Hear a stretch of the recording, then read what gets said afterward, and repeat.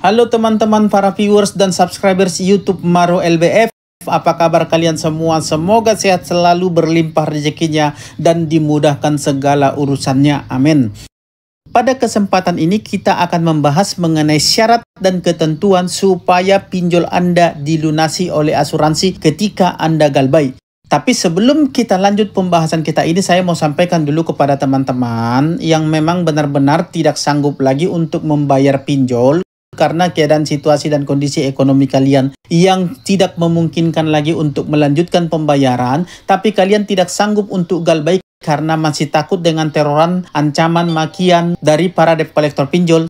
Saya mengundang Bapak, Ibu, Saudara-saudara, dan teman-teman sekalian untuk bergabung ke grup WA dan Facebook P3N, Persatuan Pemberantas Pinjol Nusantara. Di grup ini kalian akan bisa saling mendukung, saling support, saling memberikan informasi, saling menguatkan satu sama lain supaya kalian sanggup untuk menjalani masa-masa galbay kalian, supaya kalian tidak stres dengan teroran dari para debt collector pinjol, supaya hidup kalian bisa tenang.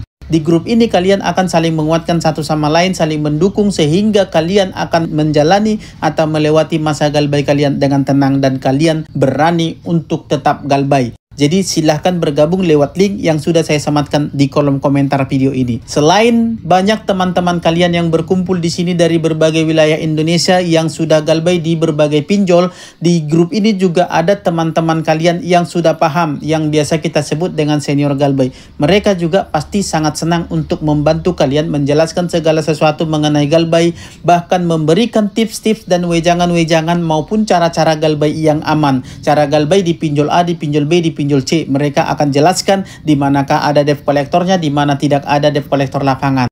Jadi itu semua Anda dapatkan, bisa Anda peroleh dan Anda dapatkan di grup ini. Segala informasi tentang semua hal mengenai galbay bisa Anda dapatkan di grup ini. Jadi silahkan bergabung lewat link yang sudah saya sematkan di kolom komentar video ini. Baik, kita lanjut teman-teman. Hampir semua konten kreator edukasi galbay itu menyatakan bahwa mereka setuju kalau galbay itu sebenarnya di cover oleh asuransi. Karena memang itulah keadaan yang sebenarnya, dan itu juga merupakan salah satu syarat untuk sebuah pinjol atau sebuah aplikasi pinjaman online supaya mereka bisa memberikan pinjaman dengan tujuan supaya mereka ini tidak bangkrut atau tidak rugi ketika nasabah gagal bayar. Jadi ketika Anda tidak sanggup bayar atau gagal bayar, maka berarti asuransi akan membayar atau melunaskan hutang Anda. Namun, sebagian konten kreator edukasi galbay itu tidak menjelaskan secara mendetail apa syarat dan ketentuannya supaya pinjaman Anda yang gagal bayar tadi itu bisa dilunasi atau di-cover oleh asuransi. Karena tidak semua pinjaman yang galbay lantas di-cover atau dilunasi oleh asuransinya. Karena ada syarat dan ketentuan yang berlaku yang harus ditaati oleh pinjolnya sendiri dan juga oleh nasabahnya sendiri. Makanya ada nasabah yang galbay sudah setahun, 2 tahun, 3 tahun, bahkan lebih dari 3 tahun galbay masih tetap diteror oleh debt collector pinjolnya. Itu mungkin karena asuransi galbaynya tidak mau melunasi atau tidak mau mengcover asuransinya, tidak mau mengcover pinjamannya. Tapi ada yang setelah 6 bulan atau setahun sudah tidak pernah lagi ditagih atau diteror oleh debt collector pinjolnya. Kira-kira apa yang menyebabkan hutang Anda tidak dibayarkan atau tidak ditanggung oleh asuransinya? Apa-apa sajakah syarat dan ketentuannya supaya hutang Anda bisa dilunasi atau dilunaskan atau di-cover atau dibayarkan oleh pihak asuransinya? Dan apa-apa sajakah ciri-cirinya kalau hutang Anda sebenarnya sudah dilunaskan oleh asuransinya? Makanya Anda harus menonton video ini dari awal sampai selesai. Jangan sampai ada bagian yang terlewatkan supaya Anda tidak gagal paham. Dan Anda bisa tahu apakah Anda termasuk dari kategori atau dari bagian nasabah yang dikategorikan yang akan dilunaskan oleh asuransi ketika Anda galbay. Maka simak video ini sampai selesai. Siapa tahu Anda termasuk ke dalam kriteria syarat dan ketentuan yang berlaku tersebut. Sehingga ketika Anda galbay sudah tidak sanggup lagi untuk bayar hutang pinjol Anda bisa dilunaskan hutangnya atau bisa dicairkan asuransinya oleh pinjol asuransi sehingga hutang Anda bisa dilunaskan. Berikut syarat dan ketentuan dan hal-hal yang membuat nasabah yang galbay itu bisa ditolak atau tidak dibayarkan atau tidak di-cover oleh asuransinya. atau asuransinya dikabulkan, asuransinya bisa dibayarkan. Jadi asuransi itu tidak otomatis bisa langsung melunasi hutang nasabah ketika nasabah galbay. Tentu mereka ada syarat dan ketentuan serta kriteria-kriteria tertentu yang harus dipenuhi supaya pelunasan hutang Anda bisa dilaksanakan. Jadi sebenarnya semua pinjaman itu sudah diasuransikan dan harusnya diasuransikan dan akan dicairkan atau dilunasi oleh asuransinya ketika si nasabah sudah benar-benar galbay dan tidak sanggup lagi membayar. Namun ada beberapa hal yang membuat atau yang membatalkan klaim asuransi itu sendiri. Yang pertama adalah tidak semua pinjol ternyata mengasuransikan pinjaman si nasabahnya. Bagaimana mau bisa di-cover kalau pinjolnya sendiri tidak memberikan atau tidak membayarkan asuransi hutang si nasabahnya? Karena tidak semua pinjol membayarkan asuransi hutang si nasabahnya hanya demi untuk keuntungan yang lebih besar lagi. Makanya pinjol-pinjol ini ada yang bermain. Terus yang selanjutnya adalah yang membatalkan klaim asuransi Anda itu adalah moral hazard. Moral hazard itu diartikan sebagai perilaku atau perbuatan curang yang merugikan orang lain, seperti ketidaksesuaian data, meliputi data untuk tujuan tertentu yang merugikan pihak lain. Kecurangan misalnya dalam istilah perbankan pinjaman fiktif. Jadi seandainya data Anda itu tidak sesuai atau ada ketidaksesuaian atau bahkan data Anda itu Anda palsukan, maka otomatis klaim asuransi pinjaman Anda itu tidak cair. Seperti meminjam tapi agunannya tidak sesuai dengan nilai taksir yang semestinya.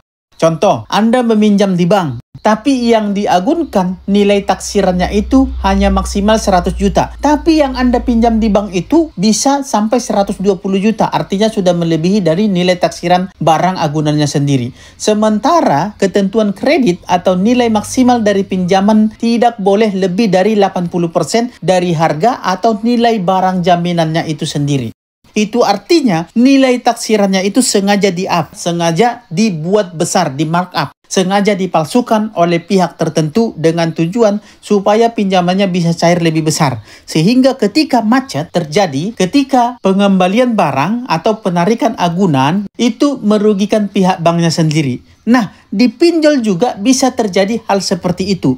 Nah, di pinjol yang jadi jaminan adalah data-data Anda. Jadi apabila data-data Anda tidak sesuai dengan ketentuan dan persyaratan kredit, maka asuransinya tidak bisa keluar. Makanya di video-video sebelumnya saya selalu menekankan jangan minjam hanya untuk sengaja gagal bayar. Apalagi yang minjamnya pakai joki pinjol. Itu sudah pasti tidak bisa di-cover oleh asuransi. Itu sudah pasti klaimnya ditolak oleh asuransi. Karena di situ sudah ada yang namanya moral hazard tadi, yaitu tindakan yang merugikan kepada perusahaannya sendiri dan juga kepada pinjolnya sendiri. Seperti memanipulasi data, itu tentu sudah merugikan kepada pinjolnya dan asuransinya sendiri. Yang kedua, penyebab asuransi tidak cair adalah debitur nasabahnya sendiri meninggal dunia. Loh, kok meninggal dunia nasabahnya malah nggak di-cover asuransi? Harusnya yang meninggal dunia lebih diutamakan dong, karena dia meninggal. Ini yang mau saya jelaskan kepada teman-teman yang galbay. Kenapa yang meninggal dunia itu tidak di-cover oleh asuransi? Alasannya adalah karena dalam case ini yang diasuransikan itu adalah pinjaman Anda, bukan orangnya. Jadi ini asuransi pinjaman, bukan asuransi jiwa. Jadi yang meninggal itu bukan termasuk ke dalam tanggungan asuransi kredit. Tapi itu masuknya atau covernya itu adalah asuransi jiwa. Sementara yang diasuransikan atau yang ditanggung di sini adalah hutang, bukan jiwa. Makanya kenapa orang meninggal itu tidak ditanggung oleh asuransi. Karena asuransinya asuransi hutang, bukan asuransi jiwa. Itu yang harus bisa dibedakan. Oke, yang ketiga, kenapa asuransi bisa ditolak klaim atau pembayarannya? Si nasabah ini melakukan dengan sengaja atau memundurkan diri atau karena kelakuannya dia terpaksa dipecat dari kantornya sehingga dengan sengaja dianggap mengundurkan diri, atau karena perbuatan yang dia sengaja sehingga menyebabkan si nasabahnya dipecat dari pekerjaannya. Artinya, dia melakukan suatu kesalahan yang sudah jelas-jelas itu akan merugikan dirinya sendiri. Tapi dia melakukannya dengan sengaja. Misalkan, melakukan tindakan kriminal, sengaja tidak masuk kerja, melawan atasan, membuat keributan di kantor, sehingga terpaksa dia harus dipecat atau dikeluarkan dari tempat kerjanya, atau dia dipaksa mengundurkan diri dari pekerjaannya. Nah, nasabah seperti ini sudah pasti tidak bisa di-cover oleh asuransi. Kemudian yang keempat adalah terjadinya penurunan jabatan atau pemotongan gaji atau ketidakmampuan dalam menjalankan tanggung jawabnya ketika bekerja di perusahaan atau di tempat kerjanya dan melalaikan tugasnya di tempat kerjanya sehingga nasabah ini di-downgrade atau diturunkan jabatannya. Maka terganggulah angsuran-angsuran dia. Mungkin tadinya dia ada beberapa angsuran, sehingga angsuran-angsuran dia ini tidak sanggup lagi dibayarkan. Nah, yang seperti ini tentu tidak ditanggung oleh asuransinya. Karena dia ini diturunkan secara otomatis, gajinya pun dikurangi, atau insentifnya pun diturunkan karena perlakuan dan perbuatannya sendiri. Itu yang keempat. Yang kelima, hal-hal yang terjadi akibat bencana alam.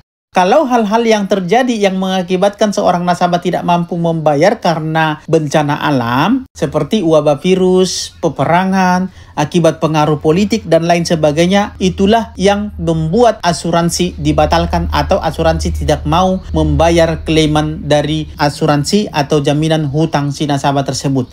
Nah, itulah 5 hal yang menyebabkan seorang nasabah galbah itu tidak bisa di-cover atau dilunasi oleh asuransinya. Jadi bukan secara otomatis hutang Anda lunas ketika Anda gagal bayar. Jadi bukan seperti itu, teman-teman. Banyak sekali nasabah-nasabah yang persepsinya salah. Ketika gagal bayar, otomatis hutangnya lunas karena sudah di-cover asuransi. Tidak segampang itu. Memangnya asuransi itu mereka tidak berpikir, mereka tidak punya persyaratan dan ketentuan atau kelayakan dalam mengklaim asuransi. Memangnya perusahaan pinjol itu mereka bisa asal mengklaim asuransi Anda? Tidak bisa. Bukan seperti itu ya, teman-teman. Jadi yang 5 hal tadi itulah penyebab kenapa asuransi Anda tidak dibayarkan sehingga Anda ditagih terus walaupun sudah 1, 2, bahkan 3 tahun lebih Anda gagal bayar, Anda masih tetap dikejar-kejar oleh para debt collector. Walaupun ada debt collector yang sengaja mengejar Anda walaupun asuransinya sudah cair sebenarnya. Nah, debt collector seperti ini, inilah yang bermain dengan oknum-oknum tertentu. Walaupun asuransi Anda sudah dicairkan, sudah dibayarkan, tapi mereka tetap mengejar Anda supaya mereka bisa dapat uang lebih dari angsuran-angsuran yang belum terbayarkan oleh Anda namun sudah dibayarkan oleh asuransi.